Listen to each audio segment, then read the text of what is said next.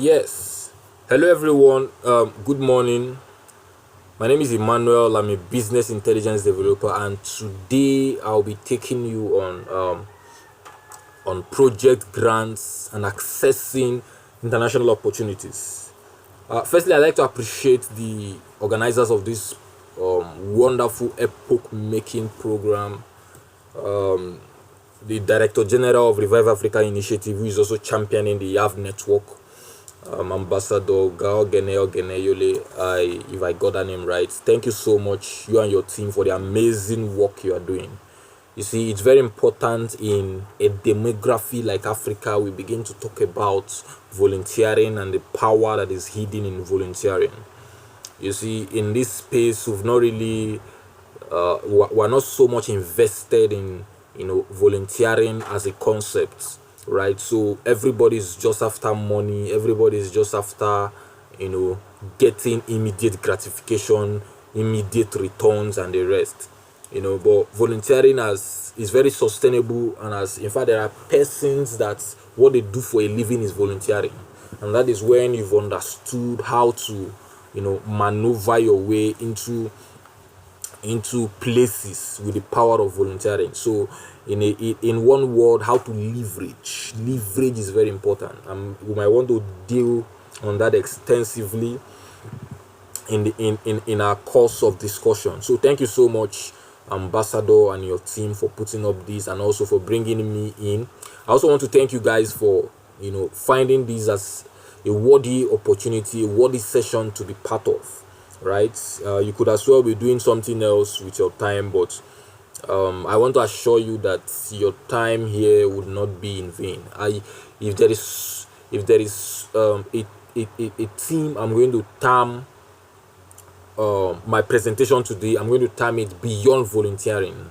All right, so I've realized that a lot of persons, they volunteer without necessarily. Oh, okay, I'm delving into the course already. Okay, let me first of all apologize for not being with you. Don't mind me, I want to get started. Right, so I wasn't with you because I was supposed to be with you on Sunday, but for some reasons I couldn't check flight schedules on time, and when I checked, there was no flight on Friday, Saturday, even on Sunday morning. And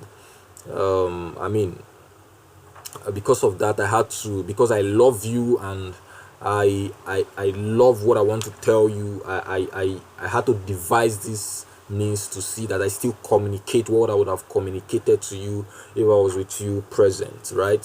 So thank you guys. So before we go ahead, yeah, so here's my humble background. I'm certified by Harvard X in entrepreneurship in emerging economies. By World Bank, I'm certified in the future of work, disruption, and technologies. By British Council, I was certified by British Council on ideas that rule the world, policy making, and change makers.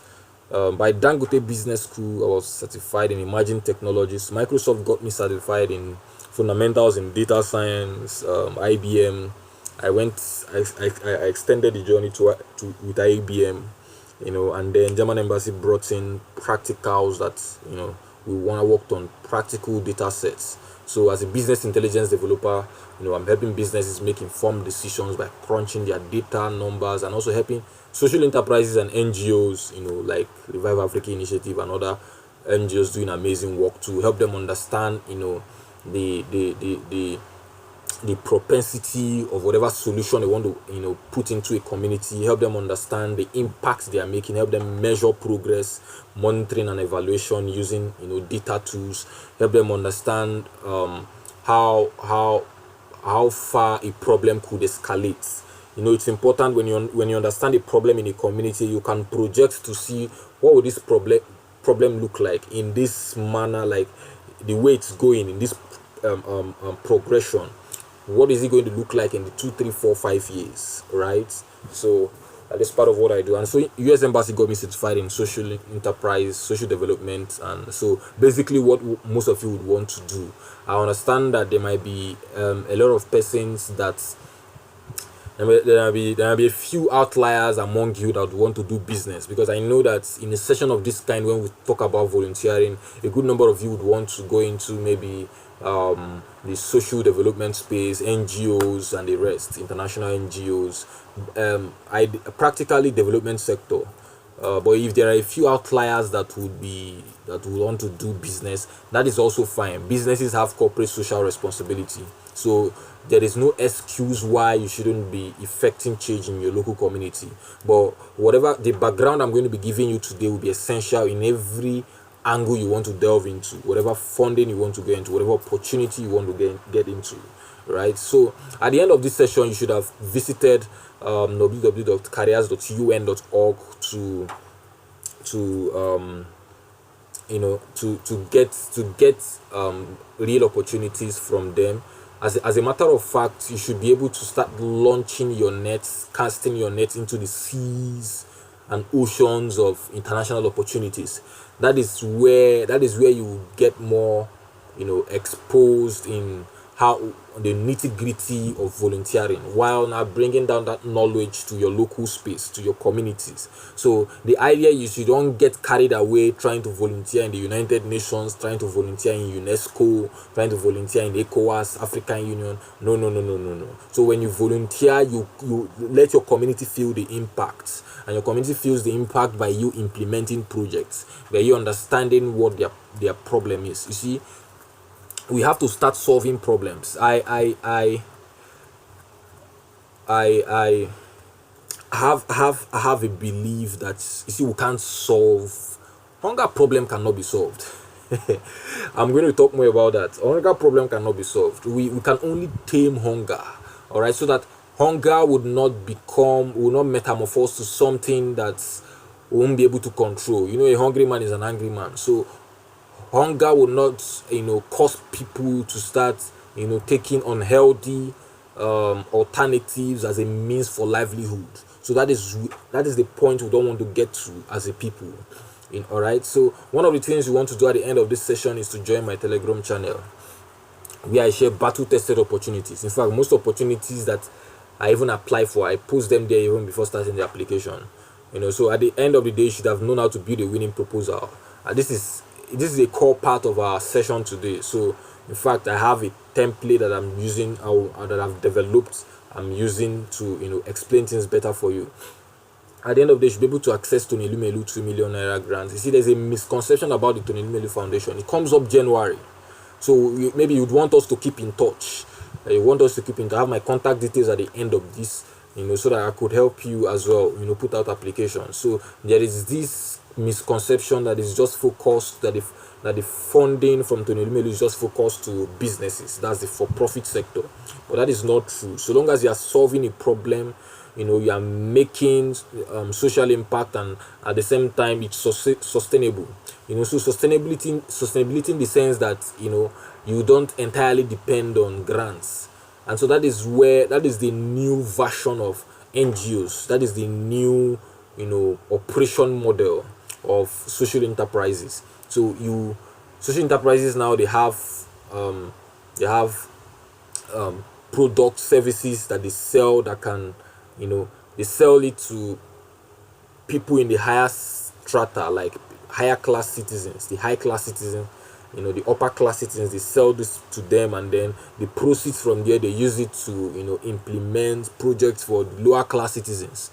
All right, so that's more like a shared economy, while also managing and running the administrative part of their organizations, right? So at the end of the class, you should, okay, so this request, you're going to make it privately. You just contact me in any of I have different communication channel, whichever way you want to contact me. So there is a book on funding opportunities, access to my 100 ideas, and access to 100 global platforms. All right, so it's important you understand what idea you want to focus on, then you understand global platforms that can help amplify what you do, and then also understand other opportunities that can bring you to the limelight, opportunities that can become the change making. In fact, you can run volunteering and at the same time have some other stuff you do. It runs that way. And so at the end of the day, you should be able to get the free nicer template. Nicer gives you a loan in a tune of 10 million, but it's, you don't just put out the your conventional you don't just put out your conventional business plan. There is a template, that is designed for nicer, which is not in the possession of so many Nigerians. Yes. So now, before I delve into our talk for today, through Foundation Africa, I developed a grant proposal for them, though I blurred some part of this proposal that I feel is very sensitive. So I developed this for them, to access a huge fund, which I'm not going to mention. And they are doing amazing work. Not like it's PR. I'm not trying to do PR, but then I just feel organizations of this kind that are doing stuffs, should be put out there to the public. People should know about them. People should contribute in contribute their in kind to what they do. So what they do is that they focus more on internally displaced persons. These are people that they don't have hope for life anymore. These are people that they even see themselves less of humans. In fact, if they don't see the essence of living, but True Foundation is coming to tell them, hey guys, you see, you can live again, you can eat again, you can find shelter over you, right? You can get good jobs, you can be integrated into the society, you can be happily married. So essentially helping these people to understand and appreciate the power of humanity. So they are doing amazing stuff. You could go check them out in www.truefoundationafrica.org. Volunteer with them, find out how you can be of help. And in fact, this could just be your very start in your volunteering journey. It could be your very start, right? They are doing amazing stuff. You could go check them out. So now one of the things you want to understand in your volunteering journey is you want to understand your first of all your strengths, and then what cause do you want to stand for. There has to be something that you feel you're always agitated. Anytime you hear about it, you feel furious, you are very angry, you feel that you just feel there is something you can do. You just feel, how I wish I can do something, how I wish I have magical powers. There today I'm empowering you with a magical power, and that magical power is volunteering with strategy. That magical power is volunteering with the end in mind. And now, what is the end in mind? The end in mind is, at the end of the day, that people around you, your community, your village, your country, your local government, your state, they feel the impact. They feel the impact from your journey. So because you are joining the part of volunteering, they are feeling that impact. That, you see, there are some persons in their community that anytime something happens, they always remember that, I wish this guy was here, or this guy had done something like this or something of this kind. So you kind of create, that is not just for self-aggrandizement. You are not doing it to make name or something, but you are doing it for the passion of solving problem in your community. So you want to understand what you stand for. If anytime you wake up, or anytime you hear about this thing, you just feel you have magical powers, follow that journey in that path, and understand the problem. So you have to understand the problem of what you are going into. It could be, if it's politics, then you want to start thinking of, okay, why is it that people are not why is it that the citizens are not participating largely in elections? Where are hoodlums used? How do I encourage more youths to participate in politics?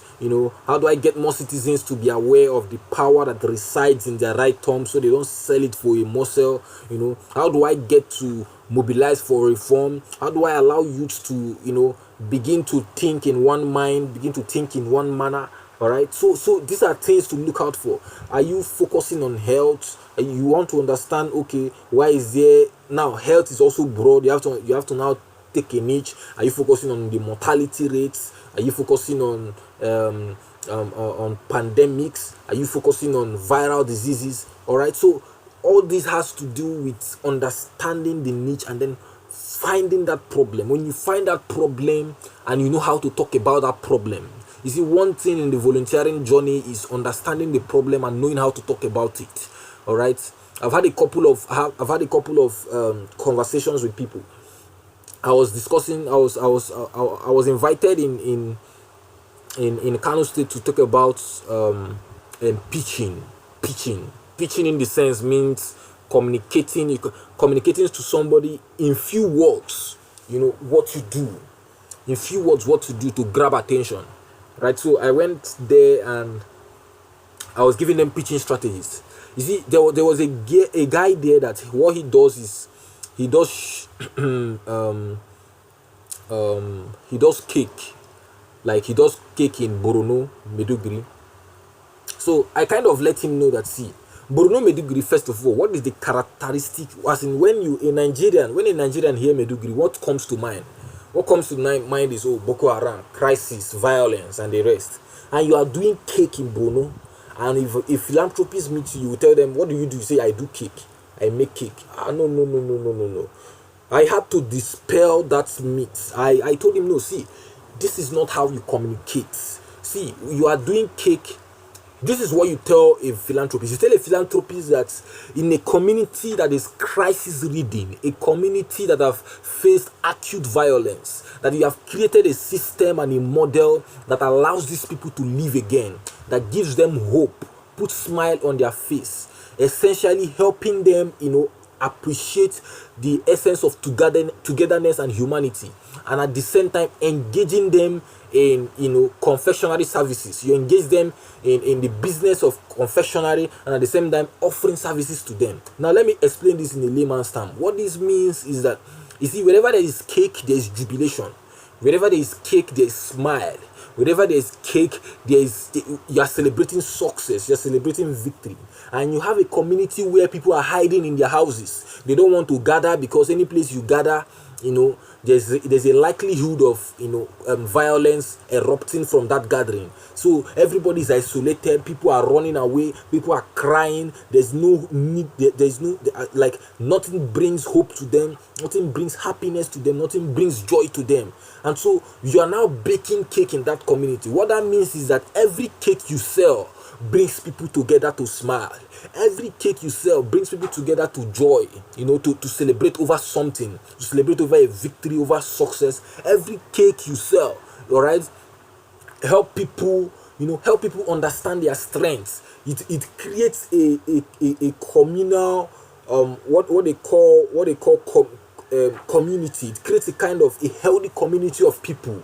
They begin to understand themselves, they begin to relate. This is what a cake is doing. But because you are not so long-sighted, you don't see things from a very global, and broad perspective, you won't understand that this is what your cake is doing. And so when somebody asks you what you are doing, you say you are baking cake. No. So you tell them that this is what you are doing, and you do this by offering them confectionery services. Cake is a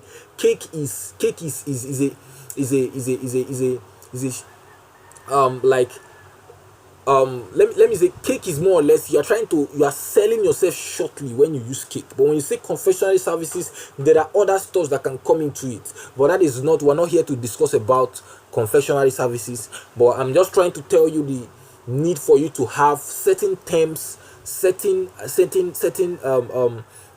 communication style that can sell you effectively. So you are doing this by offering them confectionery services while engaging them in the business of in the confectionery business. So what this now also means is that, see, you are not just offering them this cake, but you are also helping them understand the business. So you can now bring in people, to learn on the job, and at the end of the day they can go and start up their own. So these people that have faced violence, that no longer have anything to do, they cannot offer, they don't have any skill, they feed from hand to mouth. In fact, they don't even know how to eat the next day. You are now helping them understand how they can start eating, with baking cake. So you are engaging their hands in confectionery services. In fact, there is this model that is essentially known to be widely practiced by the Igbos, which is the apprenticeship model, where somebody come in for years, serve you, and at the end of the day he goes back and set up his own and become his own oga. All right, so you are helping people in this space. So when next somebody asks you what do you do, you are not now telling them you are baking cake, but now you are now talking about the effect of that cake. what that cake does to the community. You get the point? So understanding the problem is one, and then knowing how to communicate the problem is another thing. Now this will open up opportunities for you. It will open up, funding windows for you. You see, there are certain, you also have to understand that in this journey, in volunteering journey, you look less for money. Money will come in different manner. You look less for, see, there are opportunities that they will give you. They will tell you, you see this funding, you see this opportunity that we're giving you, it is a tone of $5,000, and they will not give you one kobo, but the experience, the flights they're paying for you, the accommodation, the network of people you're going to meet there, the community of people you're going to meet there is worth way more than $5,000. It's now left for you to understand the power of networking, the power of leverage. They are not liquidating this money in your pocket, but this money is getting into your tablets, is getting into your diary, because at the end of the day you must have network. So what that means is that when you find yourself in opportunities of this kind, you should be able to, you don't leave. See, when I go for high profile events, I don't leave here without making 1, 2, 3 contacts. And so make very healthy contacts, credible contacts that could help advance what you do. All right?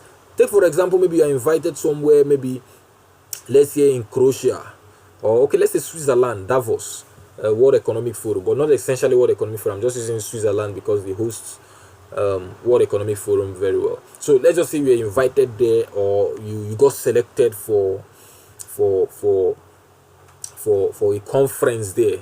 And this is a conference that is bringing in world leaders, business leaders into the space.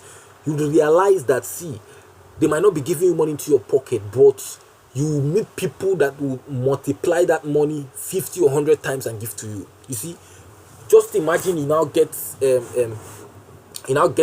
call, because you now get the interest of a business leader or a world leader, because conferences of this kind, it attracts people. It attracts people of high reputation. It attracts presidents of nations who have interest in that cause you are volunteering for.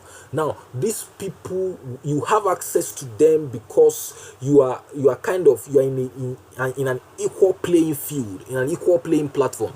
I've had this experience firsthand. You see,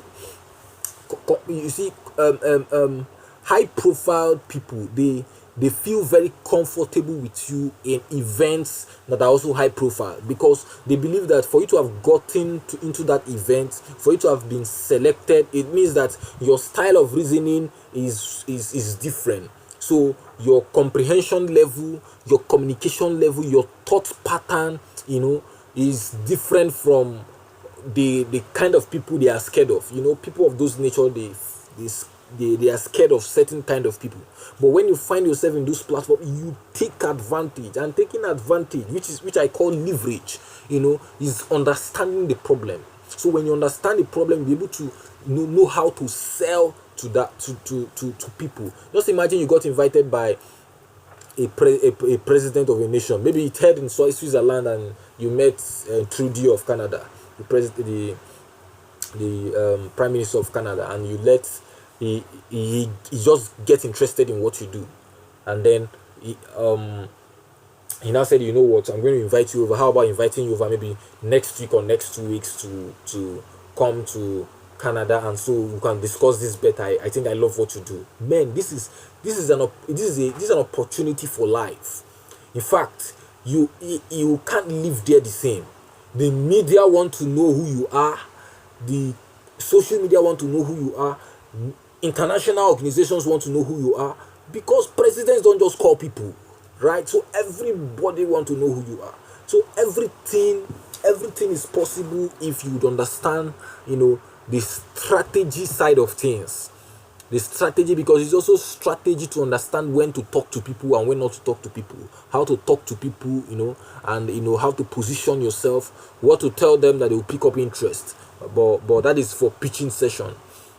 What I'm taking you through is how to build, winning proposals. So now look at this problem by Truth Foundation Africa. IDPs are contributing largely to Nigeria's poor human capital index, with a 158 ranking out of 189 in the human capital index of countries. This is a threat as the country approaches 262 million people by 2030.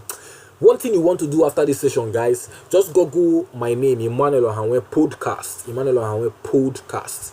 Podcast. And listen to a particular podcast I talked about. I dissected extensively the human capital index as a concept.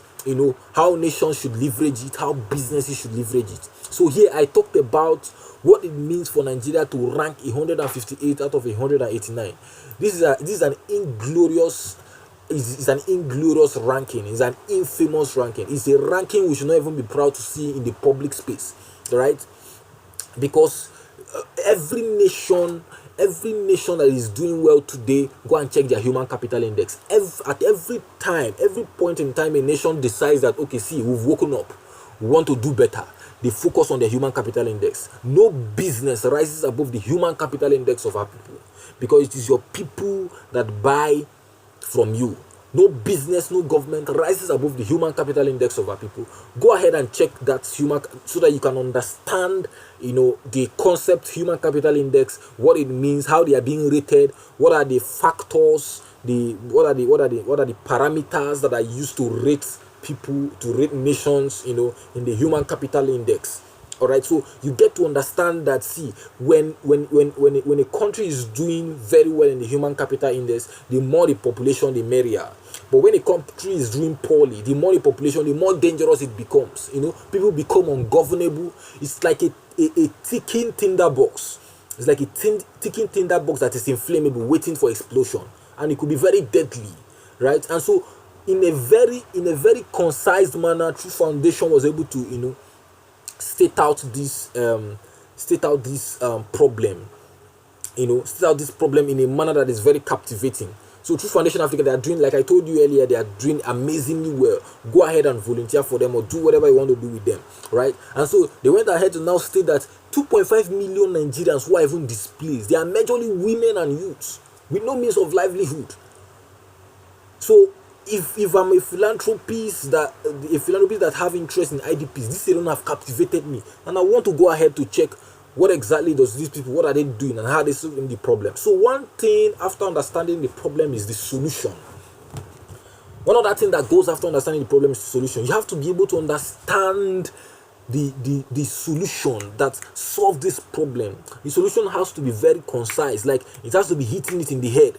To be able to communicate this solution, because when you understand the problem and don't understand the solution, then it's more or less you are like every other person. See, what differentiates actors from gossipers, or what differentiates actors from noisemakers, or people on the roadside, debating stuffs. You hear people debating how Nigeria is going bad. You hear people debating politics. You hear people debating, different challenges and problems. What differentiates actors from people of those kind is that actors understand the solution.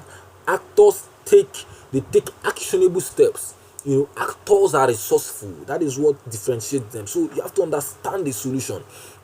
Understand what exactly, because this is what they are going to be including. Now we've started the proposals already, right? So one of the first things is that you talk about your problem.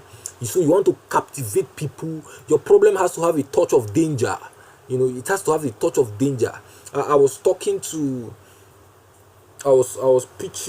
a proposal to some funders on one of my startup, AgriNotech. So more or less, we are trying to give farmers access to market. So I wasn't just saying that see, we are giving farmers access to market, so that is why we need your funding. No, I painted danger. So I let them understand that, see, we might be running into famine as a nation. This was during the COVID pandemic. We might be running into famine as a nation because the 2020 farming season is yet to start. Like, farmers have not kick-started the 2020 farming season, and this is because their money from the last harvest, the 2019 harvest, is still hidden in their barns because they don't have access to markets. So most of their harvest is now getting spoiled in their barns, right? Now I painted that, see, Nigeria loses over $115 billion in I think, no, 50 billion naira, yes, in post-harvest loss. in 2018, then when there was no, there was no crisis. But now we are losing. We are going to lose more, not because of poor preservative methods, not because of poor storage facilities, but now because of access to markets. And so if you can help us if you can give us this funding, we're going to strengthen the link between farmers and market. We're going to strengthen the link between farmers and manufacturers, farmers and food processing firms, farmers and end producers. So you are not just saying access to market, but then you are creating a danger of famine. Famine.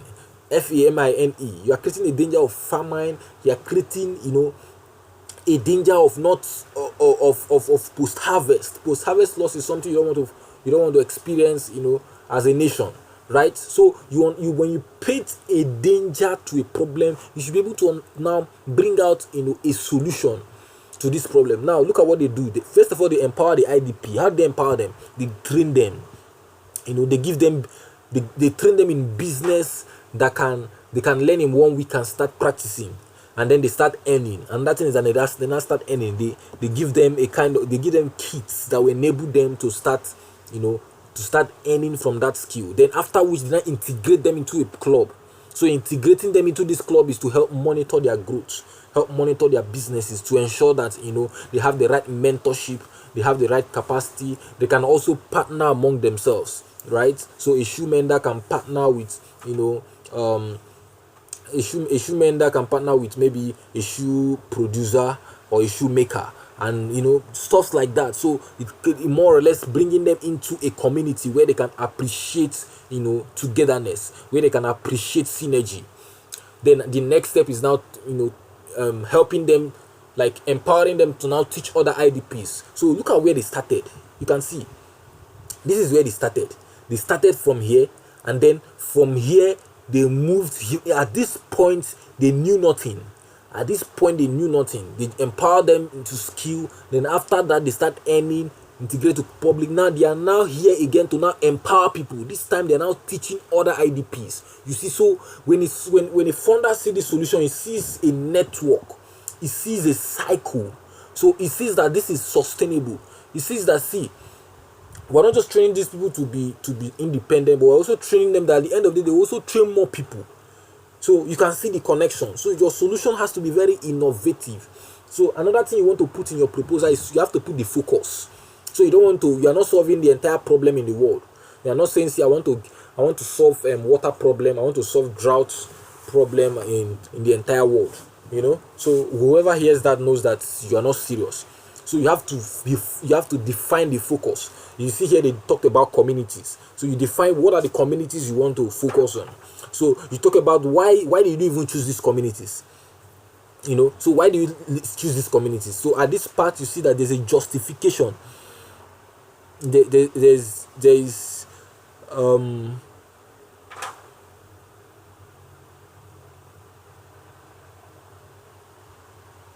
okay, so you see here they talk about their strength. They talk about their strength in this place. They talk about their strength, how they can implement this project in these communities. And here it's talking about the skills. So these are focus. You don't want to give every skill. This is not everything you want to teach these people. You cannot start teaching IDPs how to create websites. These guys, they just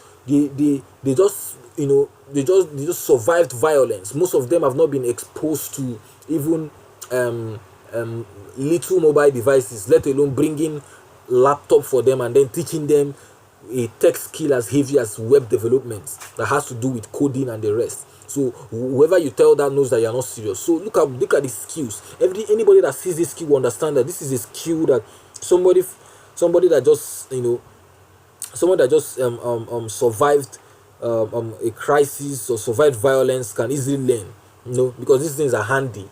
You can make them with hands. So that is one thing you want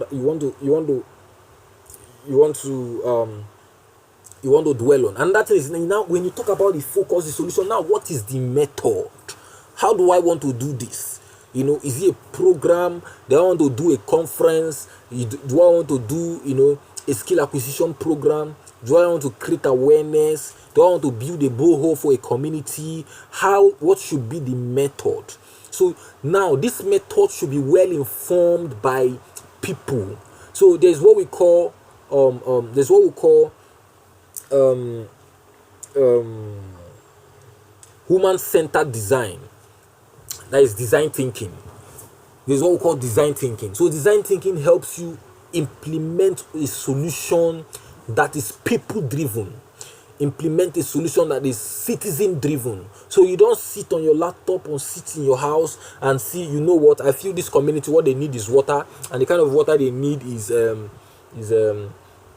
is pump water, and this pump water, this is what I'm going to do it. No, you see, the people have had experience where they develop, like they created a borehole for this. They realize that a lot of persons, they like the community, they don't have water, so they trek miles to go and get water, right? So when they go, they trek miles, and at the end of the day, you see that they kind of having issues, in having water, steady water in their place. So these people, this set of people, they came, this is a true life story. They came and they felt that, okay, see, the problem of these people is water, so you know what, let's just dig borehole for them.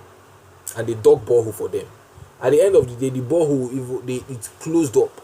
And they started investigating, why did the borehole close up? Why are people not coming to fetch water here? They now realize that the women that used to carry pots to go and fetch this water, they enjoy the I don't want to say gossip now.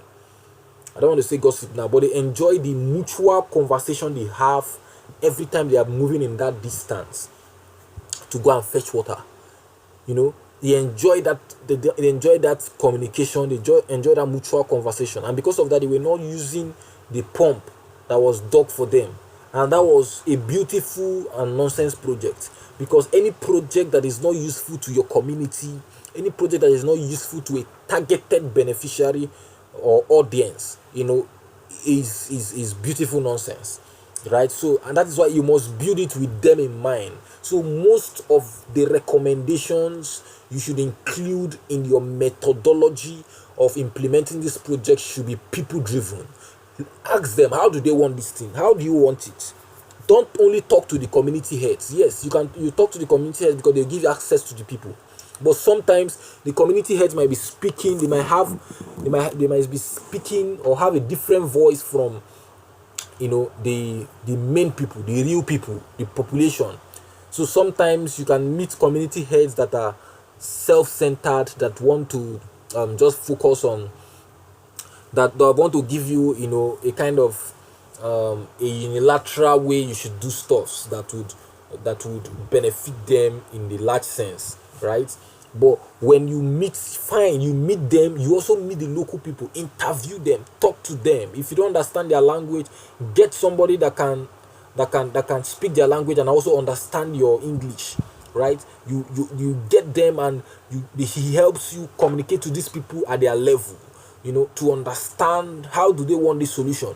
You see, it will amaze you how far or how well people in rural areas can give you solutions to their problem. A lot of them, the solutions is in their head, but they don't have anything to do, because they understand where it pains them, so they can help you understand how to implement. So you have to understand the methodology, which is very, very important.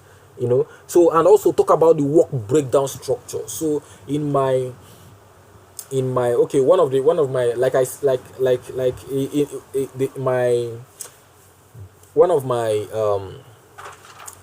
learning journey, I was taught by Berkeley House University, California, in project management.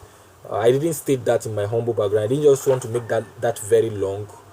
There's so much about me, but this is not about me. This is about you. This is about carving out a niche for you in your volunteering journey, and then helping you understand the power of volunteering, right? So I had a course on project management with Berkeley House University, California, and one of the things that was extensively taught was work breakdown structure.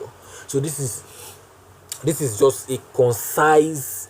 That was a 5 weeks five close to 5 weeks to 8 weeks course, if I can remember, right? So but now I use that knowledge, one of the knowledge here, while developing this proposal for this organization. So work breakdown structure has to do with, it has to do with, if for some of you that still remember Gantt charts, I think engineering people did something called Gantt charts. For those of you that are engineers, so there's what they call Gantt charts that tells how, events are interwoven, tells how activities, superimpose themselves. All right, so you want to build a work breakdown structure. See, for example, when you look at, I just hope you can see my cursor. You see that here they have stakeholders brief. So stakeholders brief is like the first thing they are starting with. So if you look at this project is ending almost 4 weeks, but not entirely the end of 4 weeks. The end of 4 weeks is here, right? The end of 4 weeks is here. I just hope you can see my cursor. I'm trying to make some explanation. So the end of 4 weeks is here. You realize that this red cycle, this red circular object or image ends almost in between the 4 weeks. So it's about maybe 3 weeks and some days that this project will span. You realize that here the stakeholders brief, has is the first activity they are to carry out on, and it's just for few days. So this cycle is just telling you that maybe it's just 1 day or 2 days that are going to have stakeholders brief. So stakeholders brief has to do with communicating with, the head of the communities, communicating with gatekeepers. So this is very important. So there are some, you don't go into communities except you want to endanger yourself. Some communities are no go area. You don't just go in anyhow. They can kill you, because some communities are very protective of their boundaries. So when they sense that this is a stranger that they don't understand where he came from, they can just, mistake your goodwill for something else. And before you even explain, they've killed you already, because maybe they don't even understand English. Before you explain, and it has become so. You have to be careful in your volunteering journey. Meet stakeholders, engage them, let them understand, convince them to buy the idea, and then they'll be the one to talk to the people. When the people see you, they will embrace you. They will embrace you. They say, no, this one he came to save us, right? So now they are doing stakeholders brief in 1 or 2 days. Now what the difference between the stakeholders brief and the procurement of business kits is that the procurement of business kits is going to take longer days. You see, that is why it's represented in this long cylindrical shape. Now look at this other one. This other one means that it's going to take like about 3 days. Like announcing the event is going to take about 3 days. Then community assessment and local volunteers. So one thing you want to do is that when you're implementing your project should be more or less people participatory. Like people should participate. Like your volunteers should be from the local communities. They should drive it, except for activities that require some expertise, where you would now get people that have that skill to man. But other stuffs that literally anybody can do, get people of that community. Mobilizing, get people of that community. Ushering, get people of that community. Sharing food, get people of that community. Distributing tag, get people of that community. So they relate. People can easily relate with the faces that they know. They can easily, they are receptive to faces they are familiar with. So that is strategy. Another thing you want to do is, okay, like one other thing they do is to book and prepare the venue in readiness, right? Then selection and shortlisting of participants. So this is not necessarily what you should follow, because these are activities that make up the kind of projects they want to implement, right? So you have to now find out what activities will make up the project you want to implement, and then itemize it. And I used what they call Canva to develop this. Just in case you want to learn how to develop this, this is not PowerPoint. All right, this is not PowerPoint. It's not your regular PowerPoint. This is I developed this from a tool called Canva. So should in case maybe you just want to learn how to develop this or for your organization, or you just want to learn it as a skill so that you can help organizations develop and then make few bucks from it, you can also contact me.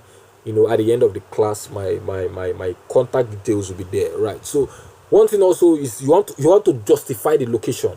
So sometimes you want to let the funders understand that, see, you're not selecting these locations for maybe for some personal reasons, all right? So here they justify the location. So they now said the communities they selected, they've passed their test of selection. Kagene community, Guruku IDP camp, Brethren village, Plateau Jos, they've passed their test of selection. And what is their test of selection? Look at it. Effects of insurgency. So what is the effects of insurgency in these communities? The effects are so huge, and that is why they selected these communities. The poverty level using the UN $2 standard. So a lot of them are living below poverty line. So the communities are living below poverty line. That is why they selected these communities, these 4 communities. The abundance of IDPs are too much. That is why they selected this community. And willingness to receive an intervention program. So a willingness to receive an intervention program, that is, they saw the willingness, they saw the receptiveness from these communities, and that is why they selected this community. So you want to justify why, you have to justify the location, why you are selecting this location. And here they stated 50 the ratio of their beneficiary, 50 to 60, 50 ratio 60 for men and women. So this is more or less giving more preference to women. And I do tell people that the world currently is the world of women, because people are beginning to realize that women have been playing too small. Women have been kind of limited by social impediments, by societal impediments, and so organizations are now funding people that are doing stuff that has to do with largely women, ladies, and the rest. All right, so it's also a strategy. It's a strategy. So when a funder sees it, say that okay, they are focusing more on women, so I think they deserve my funding. And they even explained, justified why. I did a thorough work in this. I did a thorough work in this proposal that I developed for these people, for this organization. You see, so I also justified here how why we're even selecting more of women, because women, they've been able to, okay, let me read it out. From experience executing intervention programs for IDPs, women are more affected, you see. So this is why we are giving more ratio to women. So it will look like maybe I have some ulterior motives, right? So women are more affected, so we make our selection in a manner that favors the women with a little margin, all right? So it doesn't become so obvious and then bring in some unhealthy talk. Then a total of 800 participants will be selected. So this is being like you know what you are doing, all right? Now you talk about the impact assessments. This is a part in your proposal you don't want to joke with. People want to understand what are the deliverables. What should you consider, success? What should you consider success? At what point should I say that, see, I've been fulfilled, like I've fulfilled my mission in this project? So you call the shots, all right? You call the shots. So first of all, 95% enrollment. So if, for example, since they said they are focusing, they are targeting 800 participants. If 95% of 800, you do the calculation. So do the maths and know what 95% of 800 is. So if they get 95% of 800 enrolled, first of all, they've succeeded in these parts. So this is they've called the shots. So this is their impact assessment model, right? It's their impact assessment model. 95% enrollment. Now, participation, 80% participant completion. Now, out of the 95% that enrolled, if about 80% complete the project, which is to last about 4 weeks, close to 4 weeks, like you saw in the work breakdown structure that I shared with you. So, if 80% of those participants complete that training, they consider themselves to be successful. Now, another metric they are using to assess their success is if 90% start their venture with their toolkits.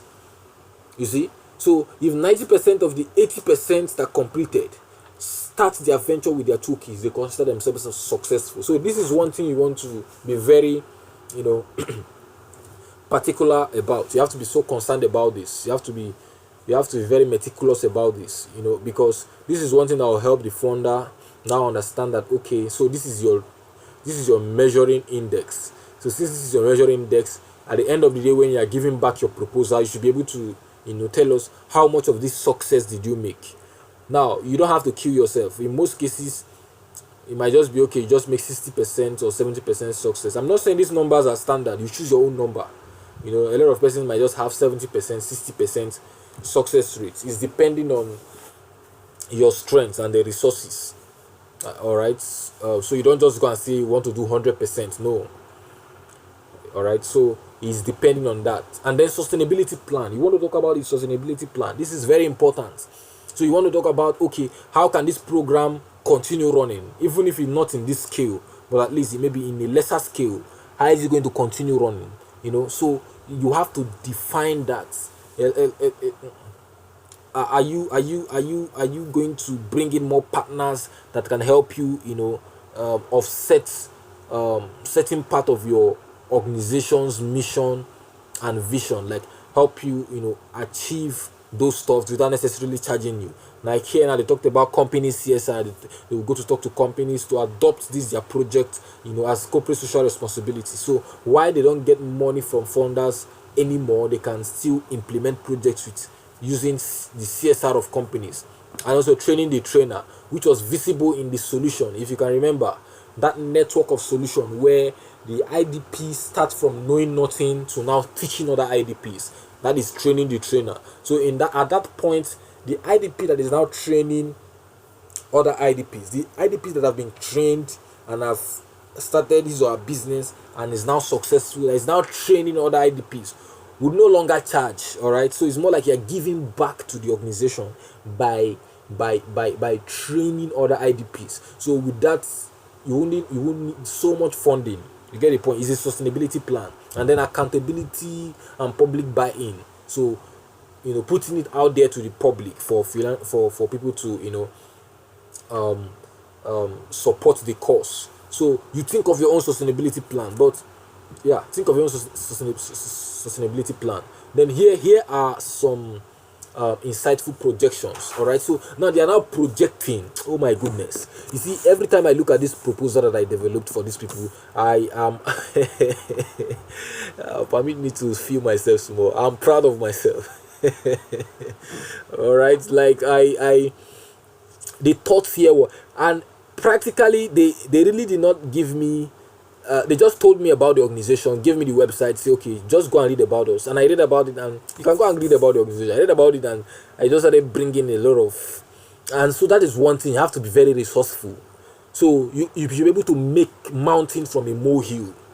When somebody gives you a subject matter, you should be able to look at that subject matter and create content that wow people, right? And this has to do with your exposure. It has to do with your curiosity to learn, your curiosity to be part of things, your curiosity to be part of stuff, your curiosity to expand your horizon, your curiosity to expand your knowledge, your curiosity to teach as well, right? So you go to meetings, you go to conferences, you take courses. It expands the way you think, and so when you present stuff, it looks slightly different from what others have done, right? So here I now give some insightful projections that, see, now you are trying to tell the founder that, see, look at the money we are looking for.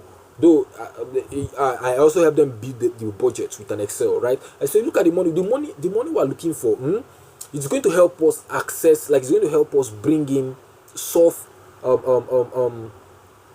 it's going to help us empower 800 beneficiaries, right? So this money is going to help us empower 800 beneficiaries. But now we can expand the scope. Read this. Read what is on your screen. You say we can expand the scope of this project by 1,000%. Now it's left for you to go and calculate what 1,000% of 800 people is.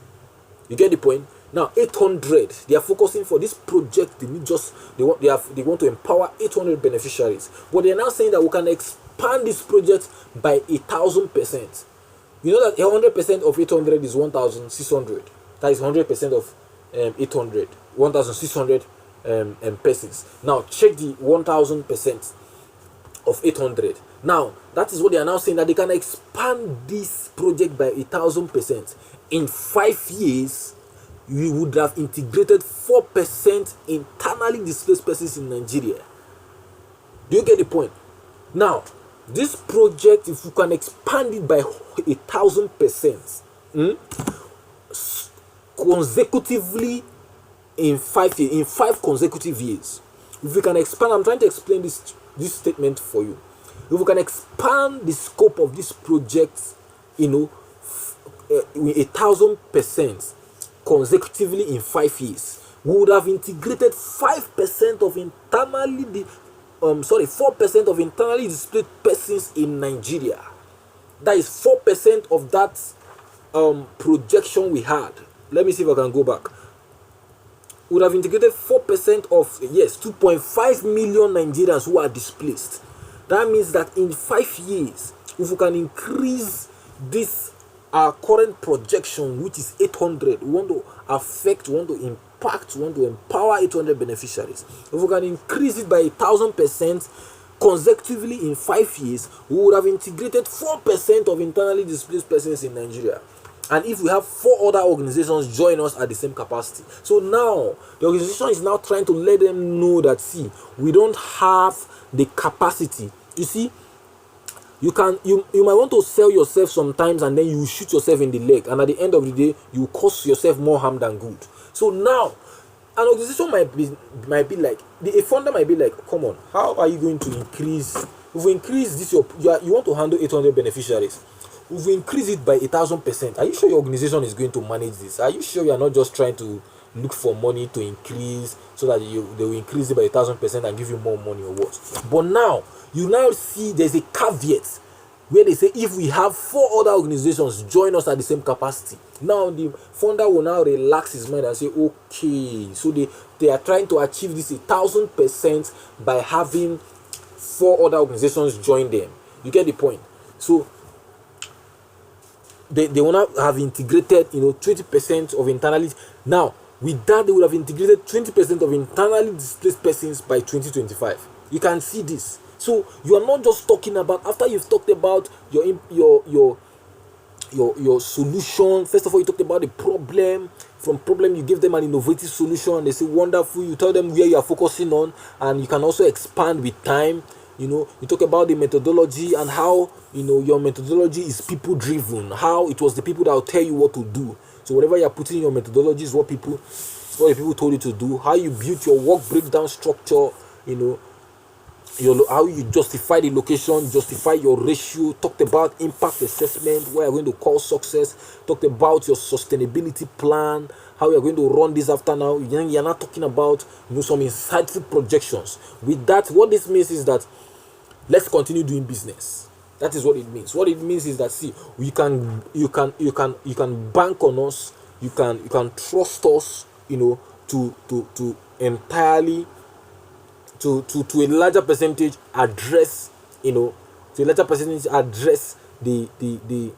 problem we have with internally displaced persons. So now you now have to talk about the capacity of the organization.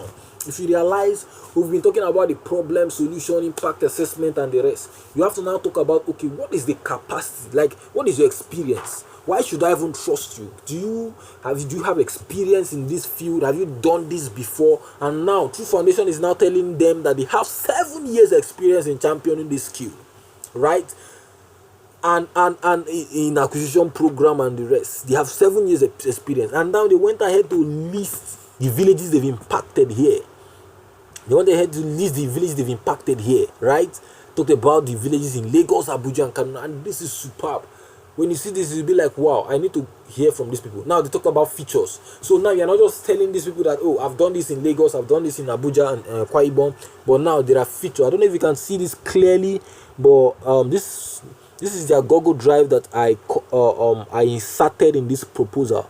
But when you click it, I don't want to click it because it's going to take us out from here. When you click it, it takes you to most of the projects they've done. So that is why it's important as a volunteer, take pictures. It's not only girls that take pictures, right? You don't be shy to take pictures. Take pictures, they will speak for you one day. I have a picture that I took with Senator Rochas Okorocha. The day I posted that picture, people were like, so like, I would have as well not taken that picture. Do you understand? I would have as well not taken that picture. But what you should understand is that in this journey, you have to understand the power of PR. You have to understand the power of credibility indicator.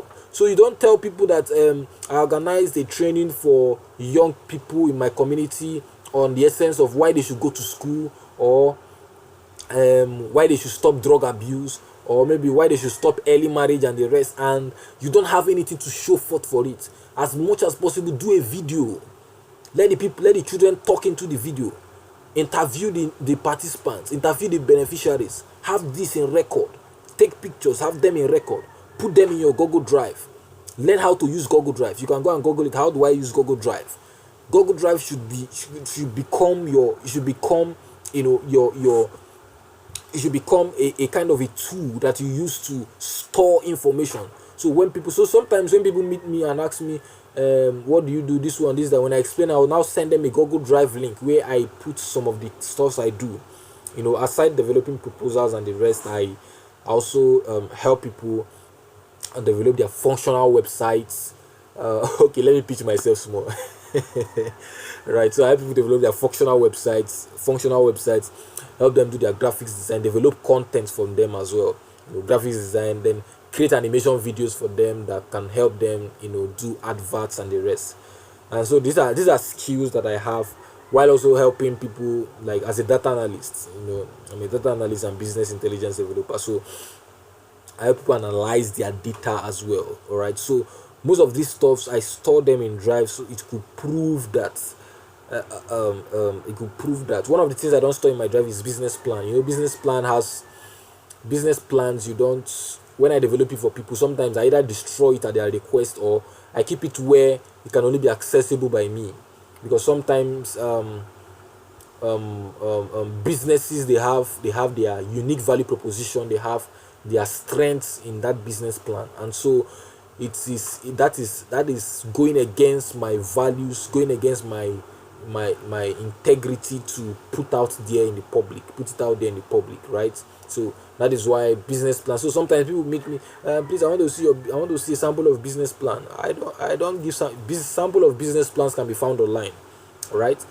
You don't give. If I'm done developing for you, how would you feel if I share your own business plan to other people?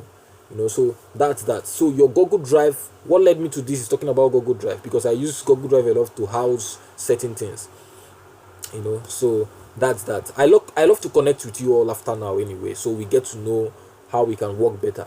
So now, yes, so this is where they talk about gallery outreaches. So here now they were putting up pictures of past events, right? You can see our skill acquisition training focuses on low skills. See, so the skill acquisition that they are proposing, as a strategy to empower the internal displaced persons, they already have pictures of previous programs they've run in that direction. So this alone shows that, see, these are people in motion. These are people, doing stuff. Look at them. And so when you see their dressing, you see that, see, most of them are even dressed in the hijab way. You realize that a lot of these crises happen in the north. So this picture alone is communicating to you that, see, this place is a north, or these people are northerners. You see, you look at the dressing, look at the culture and everything. So the pictures are passing out message. So this they are learning bead making. All right, see. So here, these ones, I think they are learning confectionaries like chin chin and the rest, if I'm not mistaken. Look at, oh my goodness, these guys are learning how to shave. You see, so they have proofs. So when you go through this, you want to give these people a call. And this is what I want to do after now. Why you choose a problem, understand that problem. So here is the budget. I bought this because it's a sensitive information. So that was why I blurred it. So here is the budget. Here is the justification of the budget. So after creating a budget, you have to justify it. You also have to learn how to use Excel. Let's get to connect after now. let's get to connect after now so that we'll talk more about some tools you need. So you use Excel to develop it and then put it in here. All right, use Excel to develop your budget. So your budget have to have, there has to be budget, and then there have to be justification of budget, the budget justification. So you have to break things down, as much as possible. Oh, am I done already? Wow. I hope I've not exceeded my time. So yes, so you have to break things down, as much as possible to funders to understand why they should give you their money. So I like to say thank you so much. Thank you so much. I hope I've not exceeded the time. It's my pleasure to present this to you. This is one of the things I love doing. I speak to entrepreneurs, I speak to social change makers, because I've played in those fields. My startup got certified and featured by Forbes magazine, and I was nominated as a 25 under 25 young resilient entrepreneur. So when I speak to entrepreneurs, I try to also ensure that I tell them, I persuasively convince them on the need to take their corporate social responsibilities very serious, and that is very important. Everything we are doing, so with the life we live, we don't live for ourselves alone. The life we live is, we live a life that should impact people. We live a life that should, touch communities, that should touch nations, right? And so it's important that when you have these mindsets, you see, things, the way you think will change, the way you approach issues is going to change, right? So I want to implore you all, I know previous speakers and speakers to come have said a lot. They've made a lot of they've made a lot of contributions, even if I'm not there. But I believe in the capacity of those speakers. I know they've said so much about volunteering. They've said so much about what you should know and what you should take serious in your volunteering journey. And I'm here to tell you that beyond your volunteering, begin to access opportunities. I'm here to tell you that beyond your volunteering, begin to access funding. You see, it gives you more room as a volunteer to access these stuffs, all right, than just sitting at home. So a lot of persons graduate from school and they launch into the volunteering world, and they start making way for themselves in the volunteering world, right? So, and more importantly also is to more importantly is to ensure that you also have a backing, because while you do all these stuffs to communities, you also have to understand that sincerely, if you're trying to solve a problem in a community, you have to, is a multi-prong style of execution. So you don't want to just come and execute projects, come and organize conferences and seminars, but at the same time you have to also find these people in your prayers. All right, I believe so much in divinity. I believe so much in the power that rests in the spiritual aspect of man. All right, so when we solve these problems physically, we also put these people in our prayers. We ask God that we want this problem to be truly solved. We want these people to maximize this opportunity. We want these people to be lifted from this situation. All right, so you meddle. So this is more or less it more or less it projects your genuineness. So you're not just doing this for doing sake, but you are trying to ensure that even in your closets you put these persons in prayer.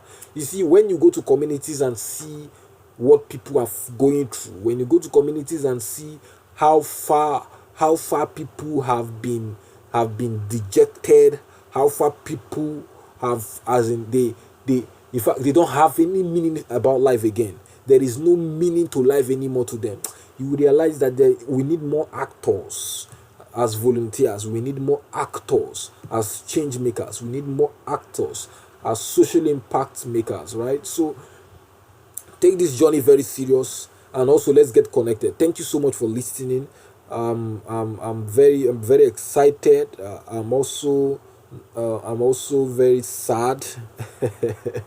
I'm excited that I'm talking to you and I'm giving this opportunity, and I'm sad as well that I'm not there with you.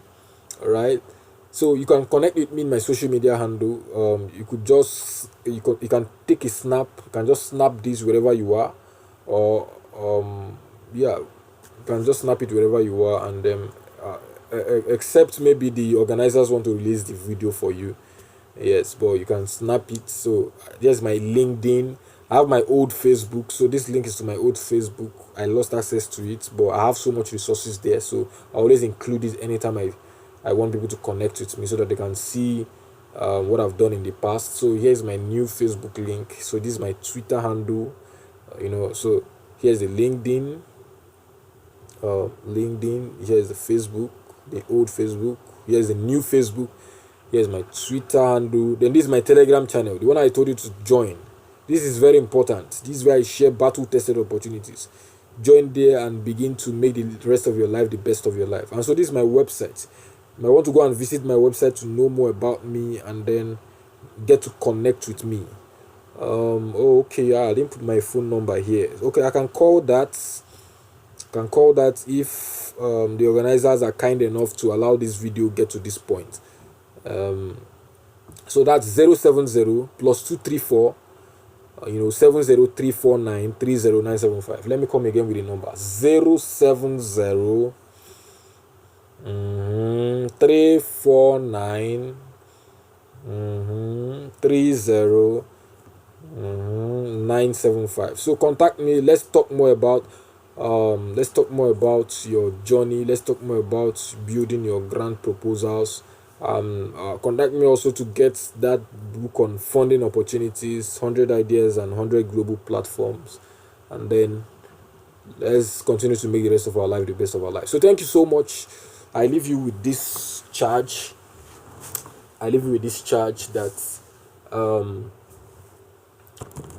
I dream of an Africa that will someday feed her people with an economy that is resting on the shoulders of young minds who are working in synergy and not in silos.